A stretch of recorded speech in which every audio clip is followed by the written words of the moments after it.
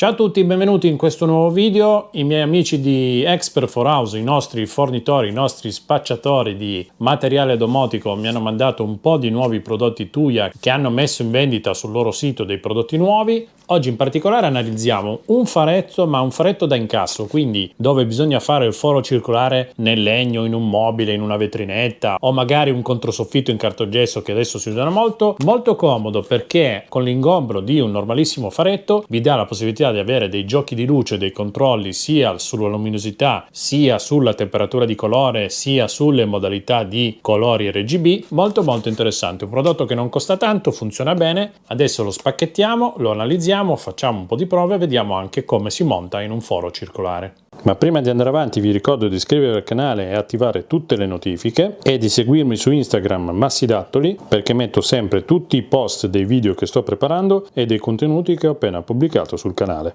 Ok, nuovo prodottino Tuya, nessuna caratteristica, si chiama Smart Dome Light. L'importante dobbiamo sapere che è la versione wireless non Zigbee, che ha una luminosità di 620 lumen. Solita brochure con tutti i prodotti Tuya e ce n'è veramente una caterba, cioè speriamo che non me li mandino tutti perché sennò non riesco a fare i video poi. Piccola guida rapida per l'utilizzo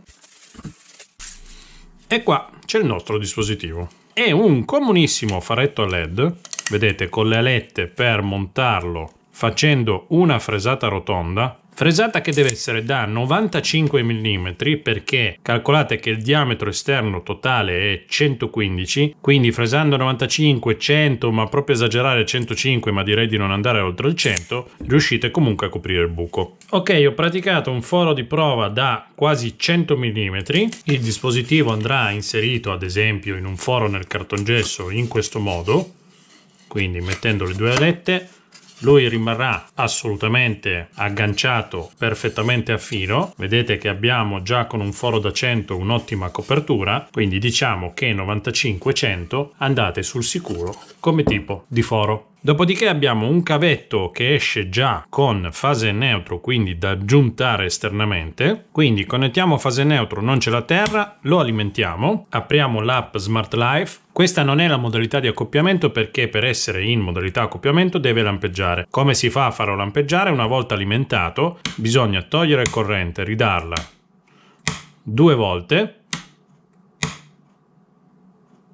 Vedete che poi va in modalità lampeggio veloce. Chiaramente qua è comodo perché ho lo switch, diversamente vi conviene fare il primo accoppiamento a banco con un interruttore, uno switch oppure facendo toccare i fili, insomma la bene meglio come riuscite, per mandarlo in modalità accoppiamento. Vedete che aprendo l'app Smart Life viene subito trovato in automatico senza che neanche vado a fare la ricerca il dispositivo, ma noi facciamo finta di doverlo aggiungere a mano, quindi tasto più, aggiungi dispositivo, viene già trovato nei dispositivi delle vicinanze se avete la geolocalizzazione Bluetooth attivo o altrimenti lo trovate dentro illuminazione, fonti di luce wifi, riconosciuta la rete a 2,4 GHz, mettete la password, confermiamo che il LED lampeggia in modalità veloce, un dispositivo trovato, aggiungi e viene trovato il nostro bulbo smart. Rinomino subito il dispositivo e lo chiamo bulbo, tasto fine. Lui fa la configurazione del dispositivo. Ok, torniamo indietro, andiamo nei dispositivi. Già nella home viene indicata lo stato acceso spento, la percentuale e anche il colore, quindi possiamo direttamente spegnerlo da qui. Vedete che lui ha un'accensione più veloce ma uno spegnimento molto lento. Entriamo dentro il nostro dispositivo. Prima di tutto andiamo subito nelle impostazioni per vedere se c'è un aggiornamento, ma il firmware è la versione più recente. Non abbiamo altre opzioni nel menu impostazioni, torniamo indietro e qui abbiamo tutti i controlli del nostro faretto. Quindi possiamo accenderlo, diminuire la luminosità fino ad arrivare all'1% che è veramente poco. Ora spengo le luci tanto per farvi capire la differenza. Luce ne fa parecchia. Adesso poi piuttosto ci spostiamo in un garage completamente buio per capire quanta luce fa un faretto. Oltre alla luminosità possiamo scegliere se avere un colore molto caldo, un colore intermedio o un colore freddo. Qui sotto, spostandoci su queste icone, possiamo andare alla modalità dei colori, quindi abbiamo un sacco di scene, di cambi colore, di giochi di luci, ce n'è sicuramente una valanga. abbiamo la possibilità di farlo andare a ritmo di musica, farlo andare in modalità game o metterlo in modalità romantica. Qui sotto abbiamo poi delle opzioni che servono per fare delle programmazioni, servono per attivare una modalità di non disturbo che richiederebbe 2 volte il comando di accensione prima di accendere il dispositivo, ma che ho riscontrato non essere attiva, e anche la funzione per determinare lo stato della luce quando viene dato il comando on, se ripristinandolo all'ultimo stato o con uno stato iniziale o con uno stato customizzato, ma anche questi comandi non sono attivi, quindi lui l'unica cosa che farà è accendere e spegnere la luce esattamente per come è stata impostata l'ultima volta, che se vogliamo è anche la modalità più utilizzata. Ora io vado a impostare una modalità colorata, spegnendo e riaccendendo il dispositivo torna in quella condizione. Vediamo cosa succede togliendo corrente invece. Aspettiamo qualche secondo. Ok, togliendo invece corrente, la lampada torna allo stato iniziale, quindi con una luce bianco-fredda, e non tiene l'ultimo stato impostato. Quindi un funzionamento normalissimo, niente di che, è come una lampadina RGB ma fatta direttamente a faretto. Ora vediamo quanta luce può fare un singolo faretto in un ambiente completamente buio come un garage. Ok, questa è la luce all'1% in un garage completamente buio, questa è la luce al 50%.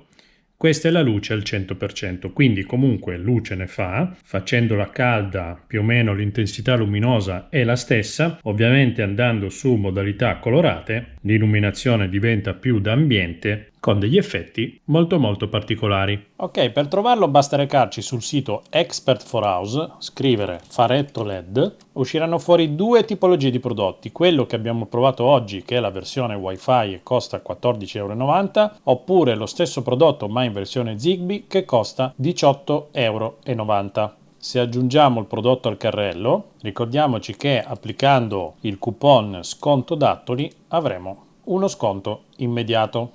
Ok, prodotto molto interessante, costa poco, quindi anche se dovete metterne 2, 3, 4 non andate a spendere grosse cifre, per avere comunque un risultato estetico molto interessante e la possibilità di controllare luci e giochi di luce che in alcuni casi potrebbe essere interessante, ma semplicemente potrebbe anche essere utile poter cambiare la temperatura colore da calda a fredda in base al vostro umore, alle giornate, all'arredamento, insomma, a quello che più vi piace. Non abbiamo però provato ancora i comandi vocali che ovviamente vengono riconosciuti dall'app di Amazon se attivate la skill di Smart Life dentro l'app. Facciamo però la prova. Accendi bulbo. Spegni bulbo. Imposta bulbo 5%. Imposta bulbo 100%. Ok, funziona la regolazione della percentuale della luce. Imposta bulbo bianco caldo. Funziona anche il comando del caldo freddo. Imposta bulbo rosso. E funzionano anche i comandi con i colori. Quindi niente male. Mi raccomando, come vi ho fatto vedere prima, usate il link in descrizione per acquistare sul sito e ricevere il buono sconto usando il mio coupon. Noi ci vediamo al prossimo video. Io vi ringrazio se vi è piaciuto, un bel like, soprattutto è gratis, non vi costa nulla. Iscrivetevi al canale qua sotto. Ciao da Massi Dattoli.